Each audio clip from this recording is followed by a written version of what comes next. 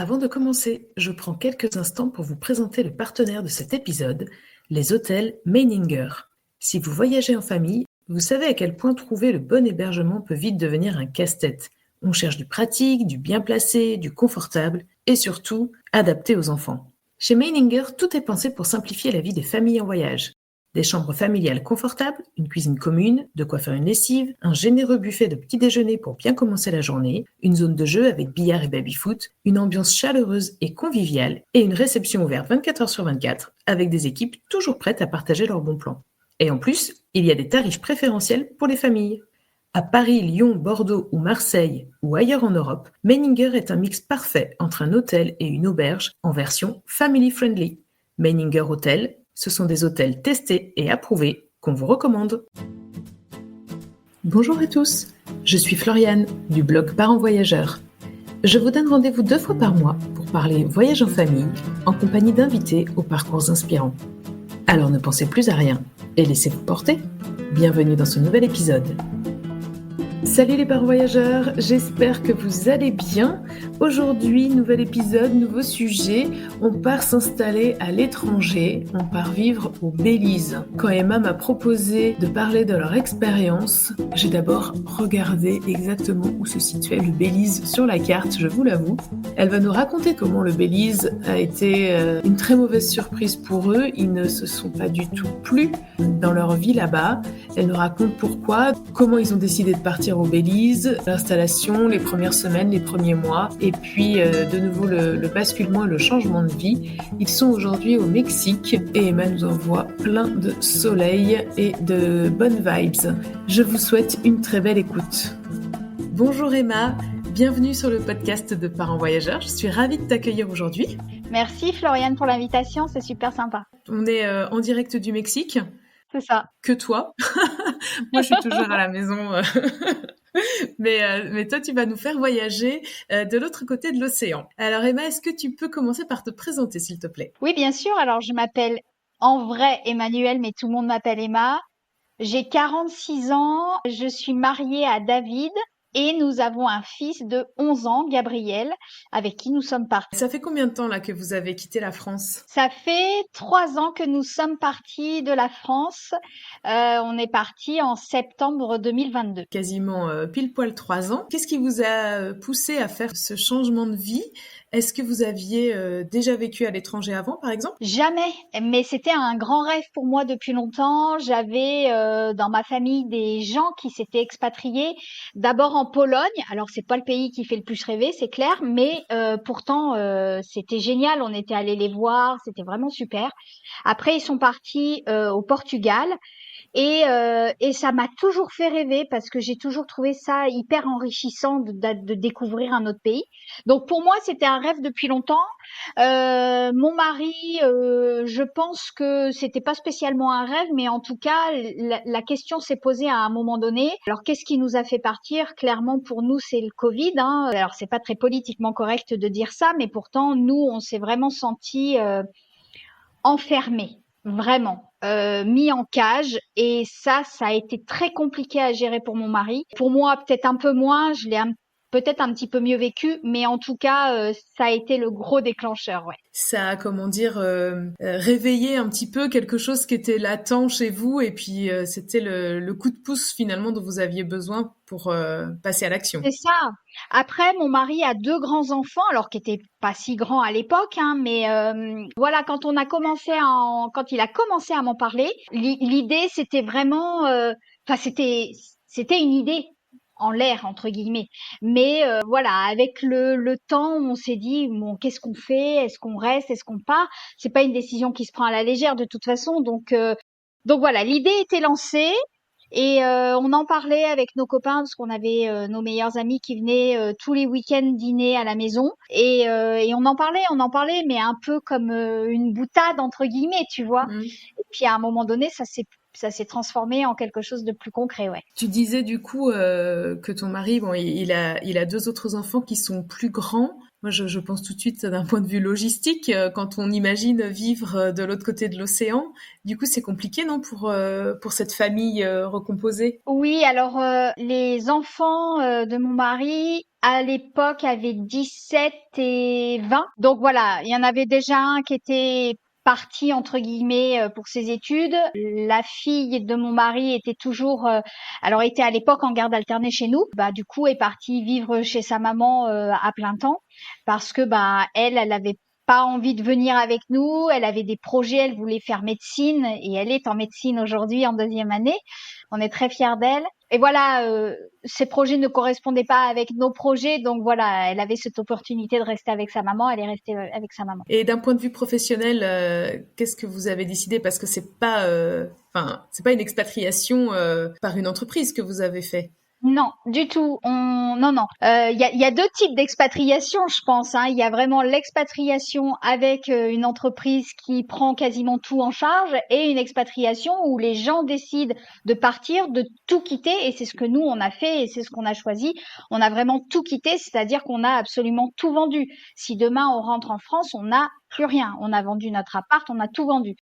Donc voilà, il y a 2 expatriations et nous on est partis comme ça. Alors moi à l'époque, j'étais déjà à mon compte. Donc voilà, moi j'avais encore mon travail. Je suis digital nomade si on peut dire, donc je peux travailler de n'importe où. Et mon mari, l'idée c'était de créer une entreprise ailleurs. En France, il n'avait pas son entreprise à lui, il était salarié? Si, il était déjà à son compte, mais il aurait pas pu continuer puisqu'il était dans le courtage de prêts immobiliers et ça, faire de l'étranger, c'est compliqué, surtout avec le décalage horaire, c'est compliqué. Mais bon, il avait déjà du coup quand même monté une entreprise une fois et Oui, donc il se voyait bien le refaire une deuxième fois. exactement. Bon, du coup, on a un peu les bases là, on comprend un petit peu mieux le contexte de votre départ. De ce que je comprends quand même au départ, vous aviez juste besoin de prendre l'air, de respirer, de quitter la France. Est-ce que c'est ça ou est-ce que vous aviez déjà une destination en tête et c'était plutôt la destination qui vous appelait? Ah non, pas du tout. On n'avait pas du tout de destination. C'était vraiment, comme tu dis, besoin de liberté. Alors, on s'imagine toujours que l'herbe est plus verte ailleurs, hein, tant qu'on l'a pas vécu. Et voilà, c'est ce que nous, on a décidé de faire. On a choisi de partir au Belize. Alors, on a choisi ce pays selon plusieurs critères, hein, et donc, du coup, c'est sur le Belize que c'est tombé. Mais on ne connaissait absolument pas ce pays. Absolument pas. C'est pas trop connu le Belize. Non, quand on annonçait qu'on allait partir au Belize, les gens nous regardaient comme ça et nous disaient mais c'est où le Belize? Donc en fait le Belize est au sud du Mexique. C'est au sud du Mexique et si je me trompe pas, c'est le seul pays anglophone de toute la partie Amérique centrale, Amérique du Sud. C'est ça, exactement. Et c'est pour ça qu'on l'avait choisi, puisque moi, je ne parlais pas du tout espagnol. Mon mari avait quelques réminiscences du lycée, de l'école. Mais voilà, l'idée, c'était vraiment de partir dans un pays anglophone. Alors, le Canada, pour moi, c'était un pays beaucoup trop froid. Les États-Unis, l'immigration est quand même très compliquée. Et puis, l'idée, c'était aussi de partir de l'Europe, parce que la France ne nous convenait plus, mais l'Europe non plus. Bon, après, vous auriez pu regarder de l'autre côté du globe, vers l'Asie par exemple. Alors pas du tout, parce que c'est pas du tout un endroit qui nous attire pour différentes raisons, hein, mais c'est vrai que mon mari ne voulait absolument pas partir en Asie et alors moi j'y suis jamais allée non plus, donc je connais pas du tout, mais c'est instinctivement c'est pas un endroit qui m'attire non plus. Vous étiez plus attiré par le côté Amérique centrale du coup. Ouais, c'est ça. Comment vous avez préparé cette émigration, j'ai envie de dire, vers le Belize? Comment on trouve des infos pour aller au Belize? On est allé sur des forums et notamment le forum expat.com qui nous a donné quand même pas mal d'infos. Alors après, sur ce forum, on est tombé sur un couple de Belges qui nous a un petit peu donné voilà des infos. Alors tu verras au fil de l'histoire que ces gens étaient malhonnêtes, mais bon, je vais y revenir.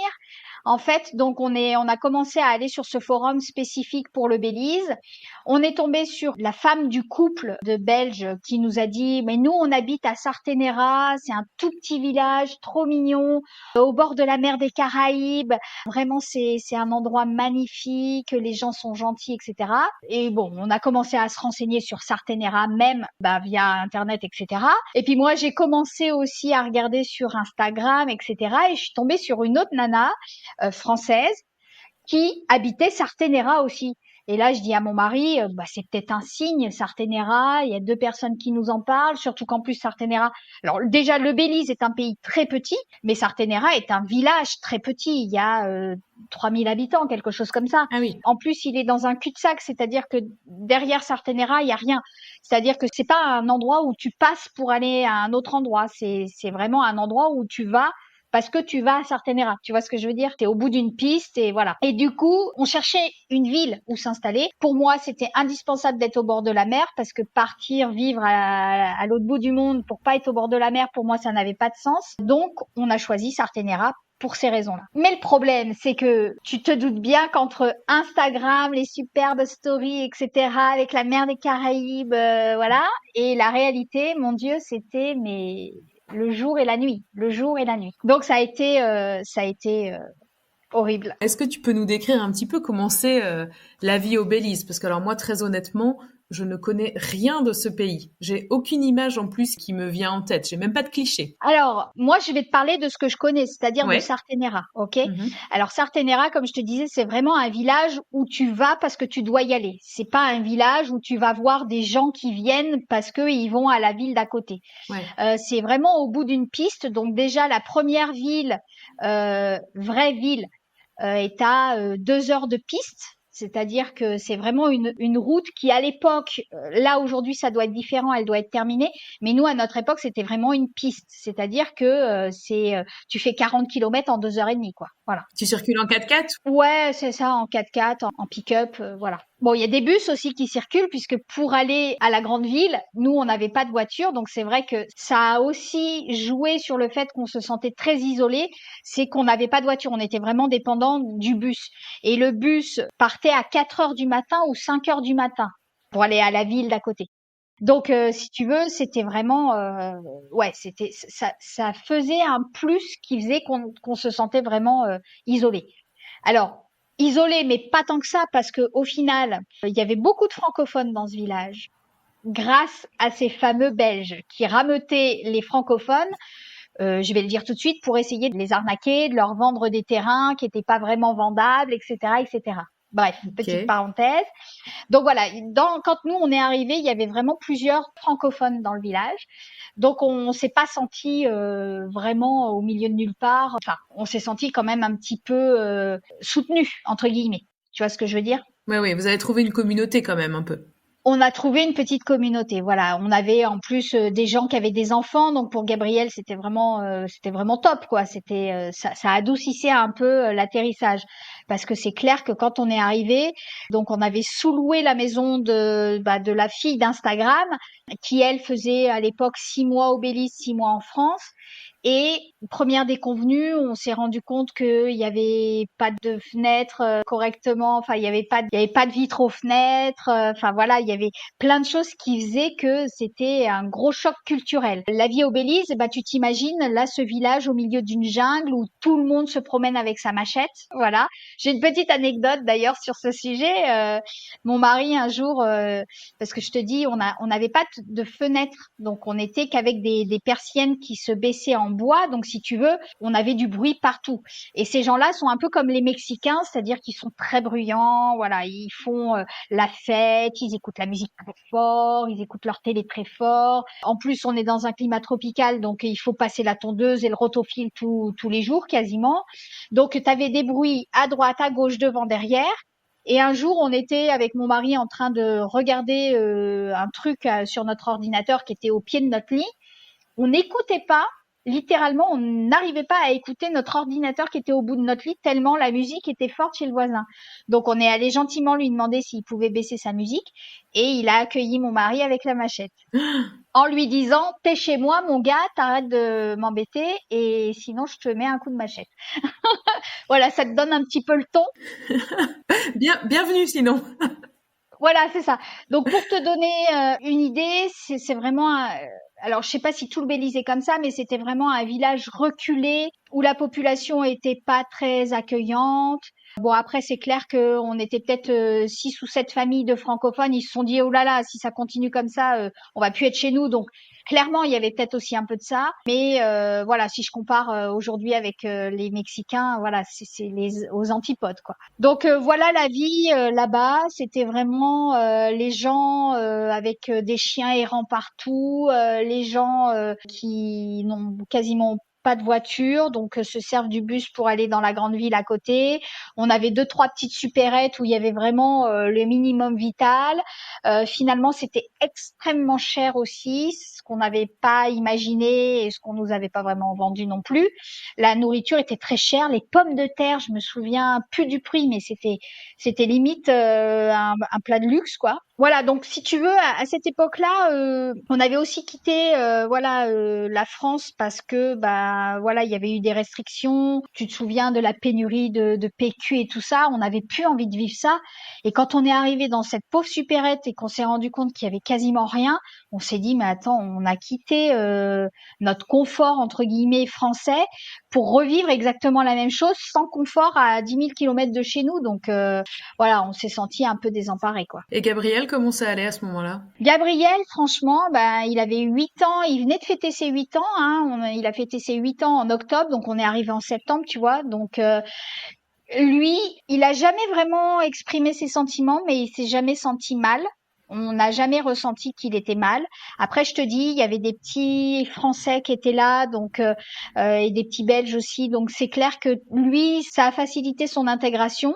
Il est allé à l'école en plus quasiment tout de suite là-bas, donc école anglophone avec par contre les petits francophones. Mais à aucun moment il nous a dit oulala là là, maman, mais qu'est-ce qu'on fait là, etc. Tu vois, c'est un enfant en même temps, il est très adaptable, quoi. Oui, oui, c'est vrai que les enfants se posent beaucoup moins de questions que les parents. Ils vivent au jour le jour. Donc lui, il s'est fait C'est des ça. copains, il allait à l'école. Finalement, il avait sa petite vie et puis ça allait très bien, quoi. C'est ça. Et puis nous, on a évité de lui montrer qu'on se sentait pas bien parce que dès Ouais. le début, on s'est pas senti bien. Je pense que le lendemain, on s'est écroulé avec mon mari en se disant, on a fait la plus grosse connerie de notre vie. Après, on a mis ça aussi sur le compte que voilà, il y avait un choc culturel. T'arrives dans un endroit déjà. C'est pas le même climat. Enfin voilà, il y a plein de choses qui changent. On n'avait pas d'eau chaude. On n'avait pas d'eau chaude, il n'y avait pas d'eau chaude, c'est-à-dire que si on était resté là-bas, aujourd'hui encore, on se laverait sans eau chaude, quoi.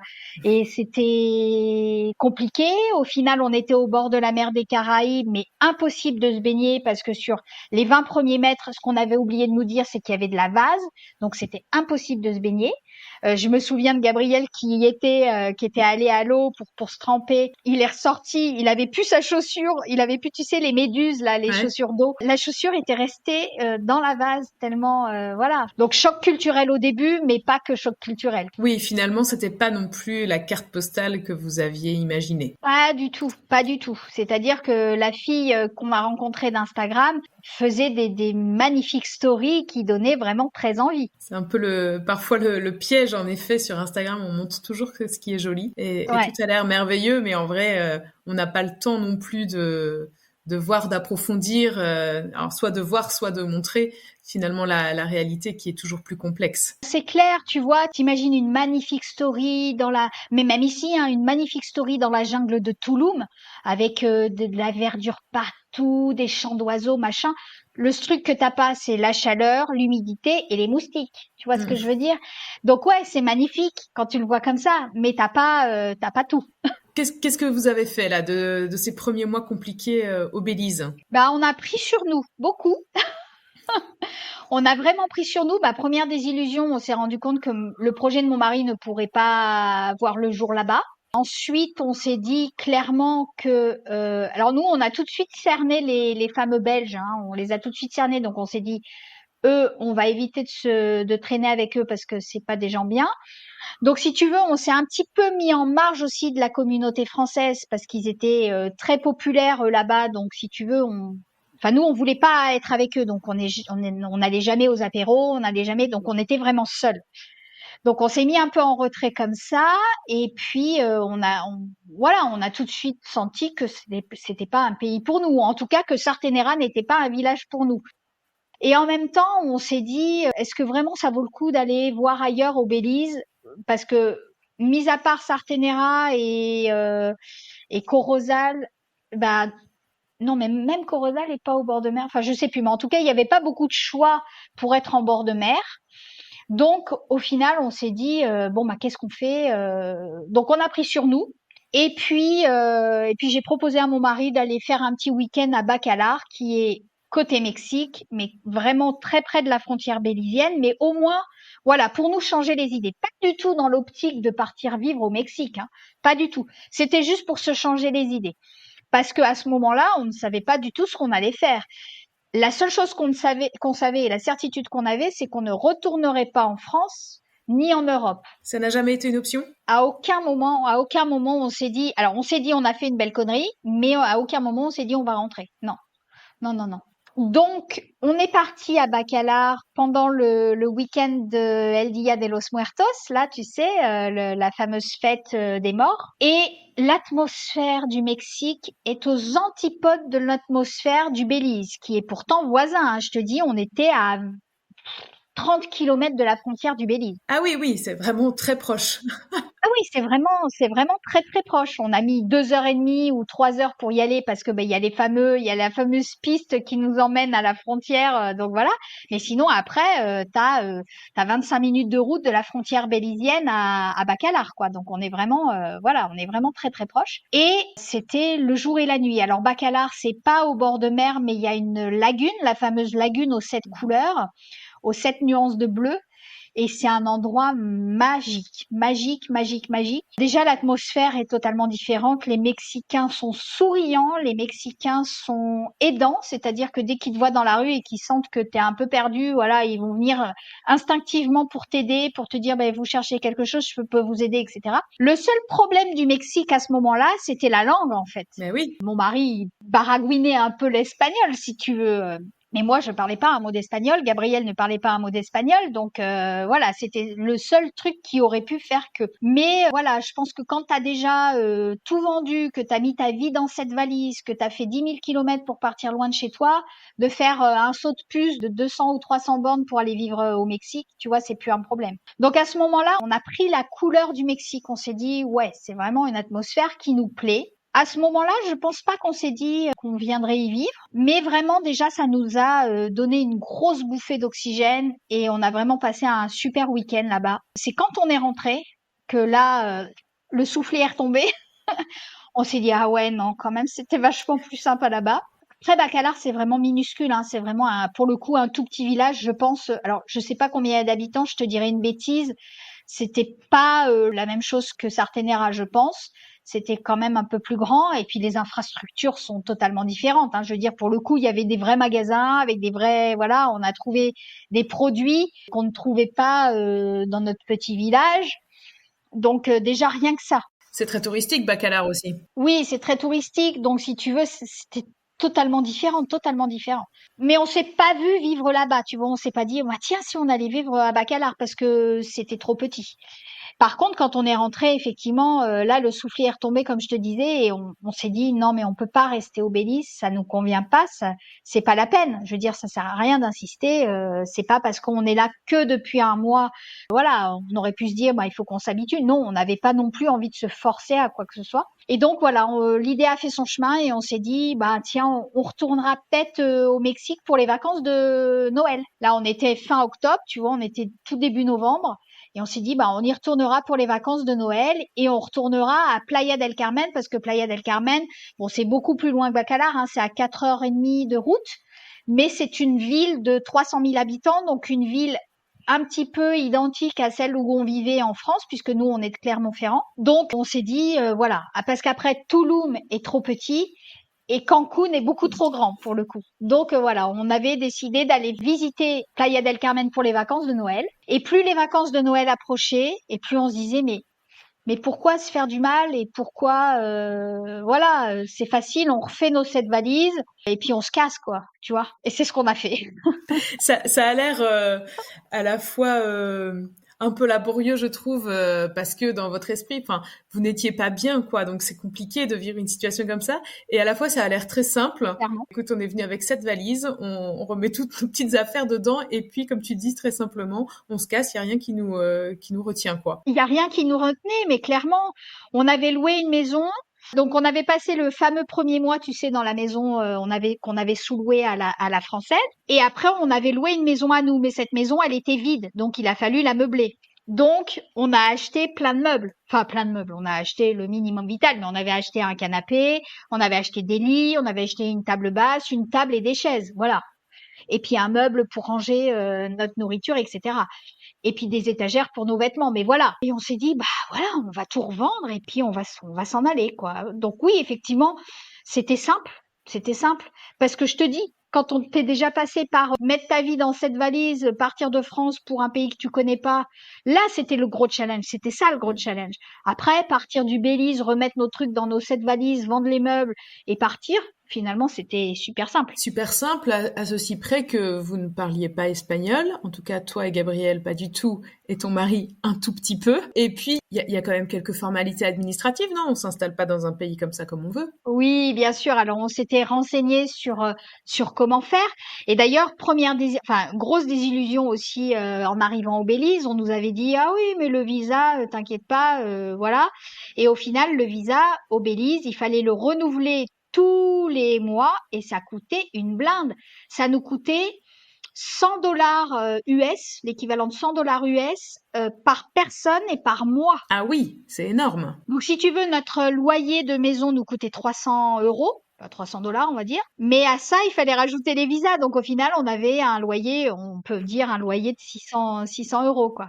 Pour une maison totalement basique, au milieu de nulle part, sans fenêtre. Enfin, voilà, tu vois ce que je veux dire. Donc, effectivement, on s'est renseigné de comment on allait faire pour le Mexique. Et en fait, on s'est rendu compte que si tu passes par un avocat, c'est plutôt simple. Donc, on avait pris contact avec ce fameux avocat qui nous avait expliqué comment faire. Et puis, c'était beaucoup plus simple et puis finalement beaucoup moins cher. Alors, c'était un prix beaucoup plus élevé tout de suite, mais au final, beaucoup moins qu'au Belize, quoi. Donc, quand on est arrivé au Mexique, on est passé par la frontière terrestre, puisqu'il n'y avait pas d'avion à prendre, hein. On a fait tout ça en taxi avec un mec qu'on connaissait du Belize qui nous a emmenés gentiment. Et quand on est arrivé à la frontière terrestre, on nous avait dit qu'on nous donnerait plutôt facilement un visa de touriste de 6 mois, qui à l'époque était la norme, entre guillemets, mais quand arrivé via la frontière avion. Tu vois. Et là, ça s'est pas passé vraiment comme ça. On a bataillé vraiment pour avoir un visa de 6 mois parce que le mec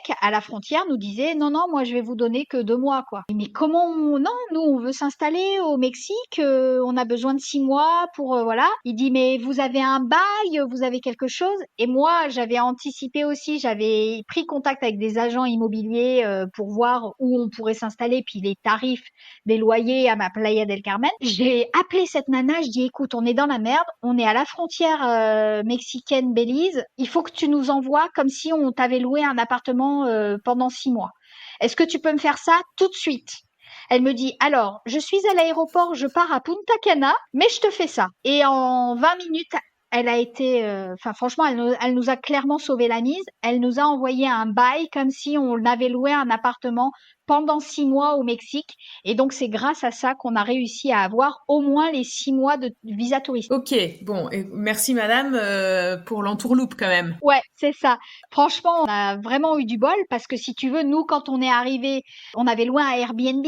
On s'était dit, on va louer un Airbnb pendant une dizaine de jours, le temps de trouver notre maison, notre appartement, notre maison. Tu vois, parce qu'on nous avait dit qu'ici l'immobilier était en plein boom, etc. Et donc, franchement, trouver un appartement, une maison en 2-3 jours, c'était fait. Donc voilà, on avait anticipé, on avait loué un Airbnb, mais le problème, c'est que pour la frontière, ça n'allait pas, quoi. Si je lui dis, bah, on a loué un Airbnb pendant 10 jours, il me dit, bah, je vais vous donner un visa touristique de 10 jours. Alors, ah non, non, non, non, non, vous inquiétez pas. Donc voilà, on a fait comme si on avait signé le fameux bail et voilà. Est-ce que vous avez eu un choc culturel du coup quand vous êtes arrivé au Mexique? Tu nous as parlé un petit peu de l'adaptation au Belize qui n'était pas simple, en tout cas pas du tout comme vous l'aviez imaginé. Et là, vous arrivez à Playa del Carmen, vous n'étiez jamais allé. Finalement, vous ne connaissiez du Mexique que Bacalar avant ça. Oui. Du coup, comment ça s'est passé, votre adaptation? Franchement, comme une lettre à la poste.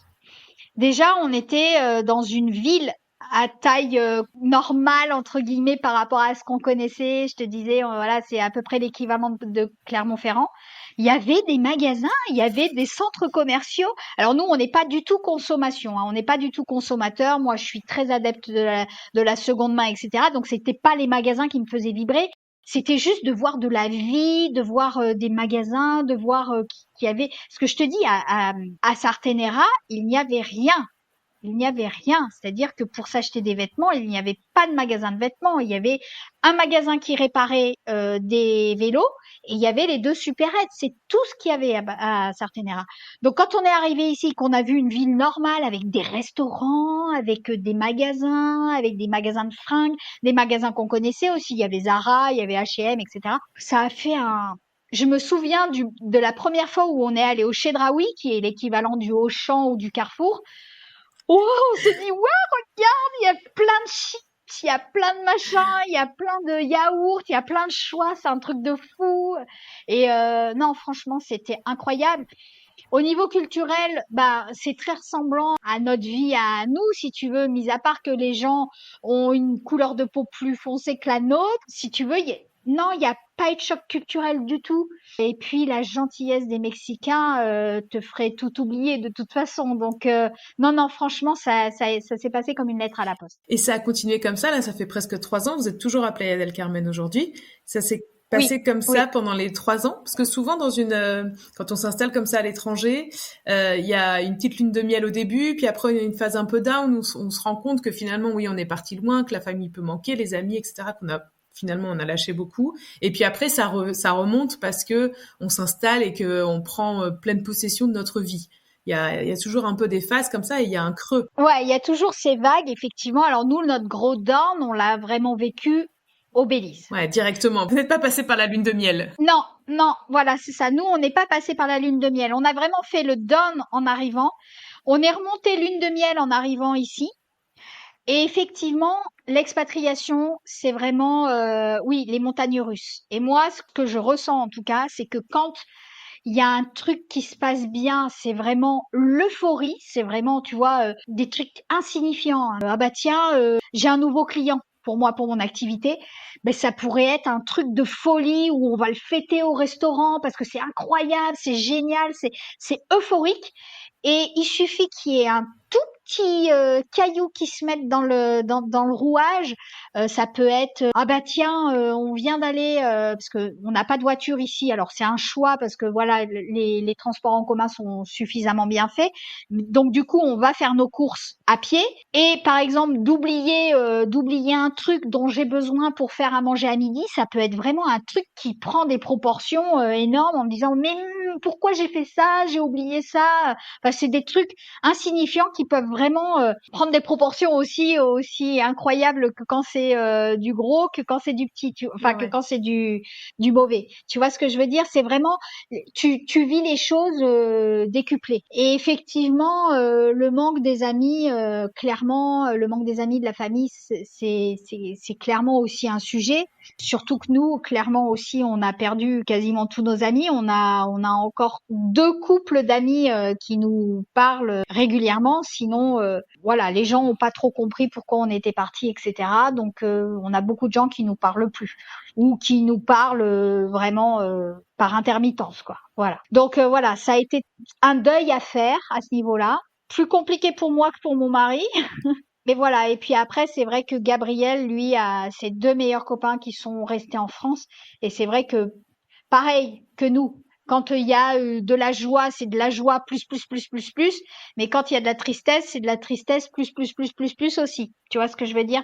Donc, il y a des moments où ça va moins bien que d'autres, oui, c'est sûr. Mais je pense que c'est pour tout le monde pareil. Et depuis 3 ans, du coup, vous avez réussi à recréer un réseau d'amis à Playa del Carmen? Ouais, alors c'est compliqué, hein, c'est compliqué parce que bah alors mon mari parle de mieux en mieux espagnol. Moi, je peux tenir une conversation, je le comprends très bien si la personne ne baragouine pas et ne parle pas super vite. Donc déjà c'est incroyable parce que moi, si tu veux, je travaille qu'en français. Moi, je travaille en français toute la journée. Donc voilà, les seuls moments où je parle espagnol, c'est quand je vais faire les courses, quand je vais chercher Gabriel à l'école, quand je dois aller à la pharmacie ou ailleurs, tu vois. Mais sinon, je parle pas espagnol de la journée. Donc, je suis quand même plutôt fière de moi aujourd'hui de pouvoir tenir une conversation en espagnol et puis surtout de le comprendre correctement. Mais voilà, la barrière de la langue fait que avoir des amis mexicains, c'est encore peut-être un peu compliqué. Alors on avait des copains uruguayens avec qui on parlait espagnol, donc voilà. Mais on a quand même réussi à se former, voilà, un ou deux couples d'amis francophones plutôt sympas. Oui, parce que donc Playa del Carmen, c'est quand même connu pour être un endroit assez prisé des digital nomades. Bon, après, peut-être c'est pas trop des familles avec enfants et c'est plutôt des, des jeunes de 25 ans. C'est ça, c'est plutôt des jeunes de 25 ans, les gens qui sont là. La communauté française qui est là, c'est vraiment des gens qui sont digital nomades et qui sont là pour 6 mois, un an, puis qu'après vont ailleurs, tu vois, ont décidé peut-être de faire le tour de l'Amérique du Sud, tu vois, et donc commencent par Mexique et puis après partent. Mais c'est vrai que c'est des gens qui sont là pas pour faire leur vie. Donc voilà, les seules personnes avec qui on a comment on appelle ça, de l'amitié, c'est vraiment des familles, des gens qui, comme nous, ont décidé de s'installer. Ouais, ouais. En plus, ça te permet de te projeter aussi dans la relation sur du long terme et de pas être tout le temps en train de dire au revoir finalement. Ouais, ça c'est terrible, hein. Déjà, de dire au revoir déjà à sa famille et ses amis en France, c'est compliqué. Mais si tu dois revivre ça tous les ans ici, non, non, non, franchement, c'est compliqué. Du coup, j'imagine que Gabriel va à l'école à Playa del Carmen. Gabriel va à l'école à Playa del Carmen. Donc quand on est arrivé en décembre. On a fait l'école à la maison jusqu'à fin avril. Et fin avril, franchement, lui en avait marre et nous, on en avait marre aussi, hein, clairement. Donc on a décidé de regarder un petit peu les écoles ici. Alors on nous avait clairement dit que les écoles publiques, c'était pas la peine d'y aller parce que le niveau était très bas. Donc on nous avait dit, il faut vraiment vous concentrer sur les écoles privées. Donc on a investigué un petit peu et il a commencé l'école ici en mai 2023. Donc il a fait les 2 derniers mois d'école pour s'acclimater un petit peu. Et on lui a trouvé une super école dans laquelle il est toujours aujourd'hui. Et donc c'est sa troisième année d'école ici. Et il est aujourd'hui totalement bilingue espagnol. Et c'est une école bilingue pour le coup, c'est une école bilingue anglais-espagnol. Et donc du coup, voilà, il commence vraiment à bien se débrouiller aussi en anglais. Donc c'est incroyable. J'imagine que pour lui, si je lui pose la question du réseau d'amis, la réponse sera peut-être un peu différente. Ah oui, lui, il a plein d'amis, tu vois.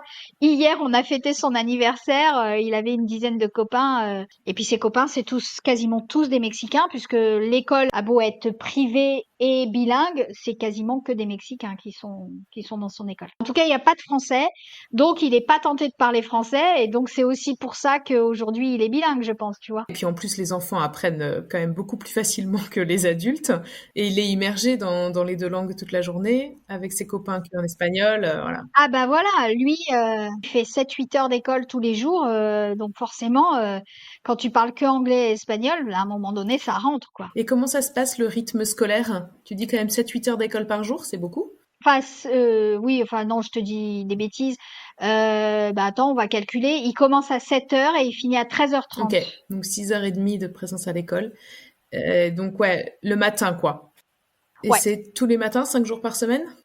c'est du lundi au vendredi, Et ouais. l'après-midi, est-ce que il y a des activités organisées ou du coup il rentre à la maison et Alors, il pourrait faire des activités avec l'école. Nous, on est tous les deux, on travaille tous les deux de la maison avec mon mari. Donc, clairement, on va le chercher à 13h30, on rentre à la maison, on mange.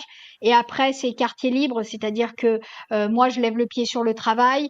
Et puis, on va à la piscine tous les jours. Et puis voilà, on et vous s'occupe, quoi. habitez au bord de mer? Ouais, on n'est pas très loin de la mer, ouais.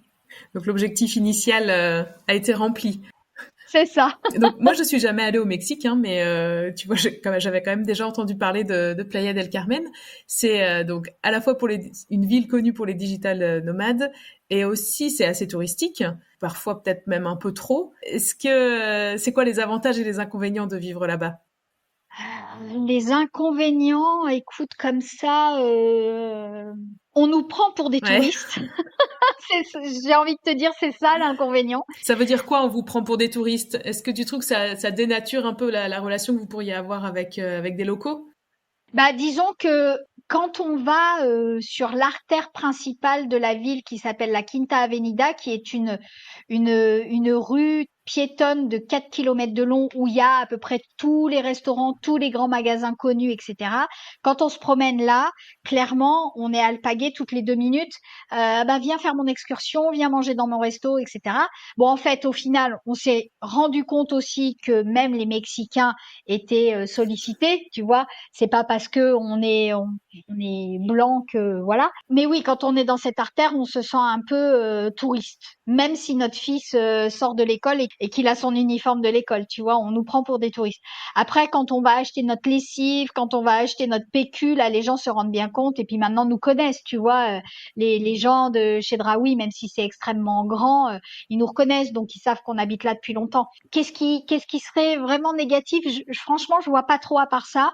Ce qui est positif, c'est qu'il y a de la vie, c'est que la sécurité est plus aussi, parce que bien évidemment, qui dit Mexique dit cartel, dit fusillade, etc. Alors que c'est absolument pas du tout ce qu'on vit. Nous, on est comme tu disais, hein, dans la partie du Mexique la plus touristique.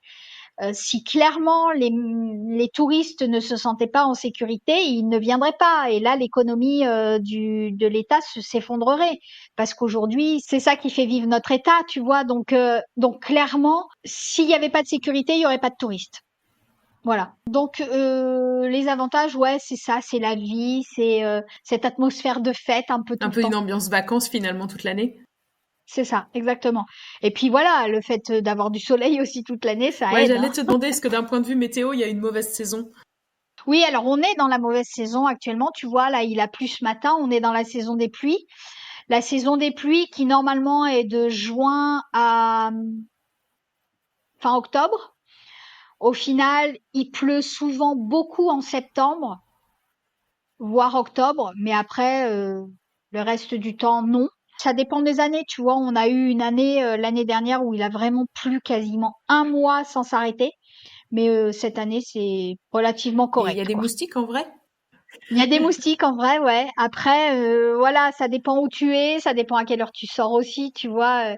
Franchement, nous, ça va. On est plus ou moins épargnés, alors qu'au Belize, par contre, c'était l'enfer. À partir de 16h30, 17h, quand la nuit tombe, là, tu sors plus de chez toi, tu te fais attaquer de tous les Est-ce côtés, quoi. que depuis que vous êtes au Mexique, vous avez l'impression de vivre l'expatriation que vous aviez imaginée?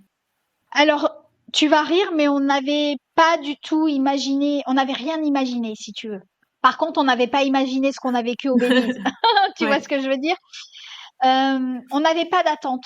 Donc, si tu veux, on n'est pas Vous déçus. cherchiez quand même quelque chose. Vous cherchiez à retrouver une certaine liberté, je sais pas, une atmosphère qui est moins pesante. C'est ça. Alors oui, totalement, clairement. Et toutes les personnes avec qui on parle, qui viennent en vacances ici, nous disent, mais waouh, quel vent frais on attrape ici parce que les gens sont souriants, mais rien que ça. Rien que ça. Tu sors dans la rue, les gens te sourient. Ils te connaissent pas, ils te sourient, ils te disent bonjour. Rien que ça. Rien que ça, déjà, ça te change l'atmosphère l'atmosphère, tu vois.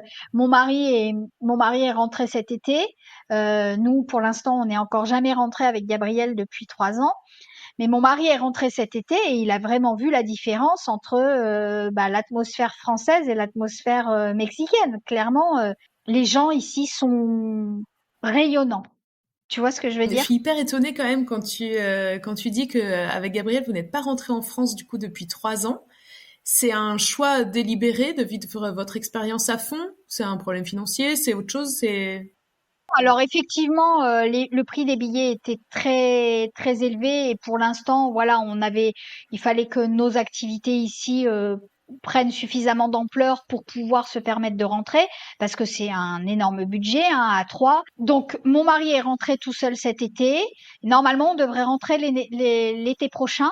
Après, je te dis, David est rentré parce que ses enfants lui manquaient très fort. Moi, j'ai pas grand-chose qui me rattache à la France, en tout cas familialement parlant.